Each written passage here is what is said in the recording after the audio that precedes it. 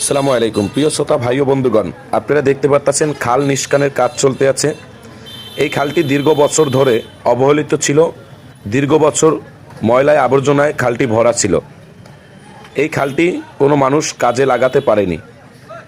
তাই এখন বাংলাদেশ জাতীয়তাবাদী বিএনপি দলের পক্ষ থেকে এই খালটি পরিষ্কার করা হচ্ছে। এখানে আছে বাংলাদেশ জাতীয়তাবাদী বিএনপির মূল দলের নেতাকর্মীরা, বড় ভাইরা।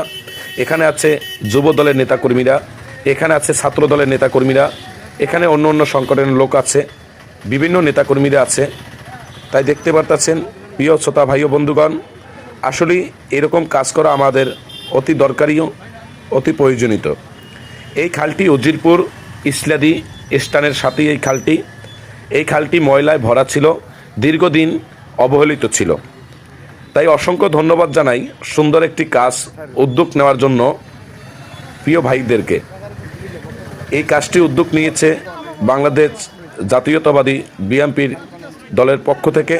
এই যে আমাদের বড় ভাই আছে, মূল দলের নেতাকর্মীরা আছে, এখানে ছাত্র দলের, যুব দলের নেতাকর্মীরা আছে। তাদেরকে অসংখ্য অসংখ্য ধন্যবাদ জানাই আবারও এরকম সুন্দর একটি উদ্যোগ নেওয়ার জন্য।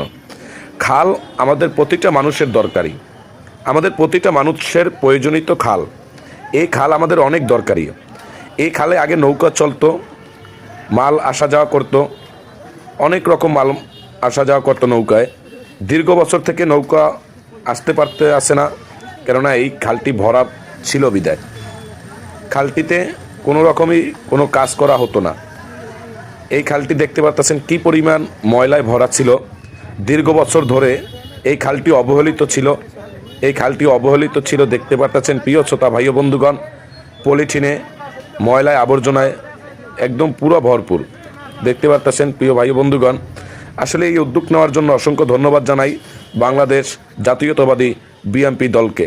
অসংখ্য ধন্যবাদ জানাই এবং এই কাজে যারা আছেন সবাইকে অসংখ্য ধন্যবাদ জানাই। প্রিয় শ্রোতা ভাই ও বন্ধুগণ, সবাই সবার জন্য দোয়া করবেন। আসসালামু আলাইকুম ওয়া রাহমাতুল্লাহি ওয়া বারাকাতুহু।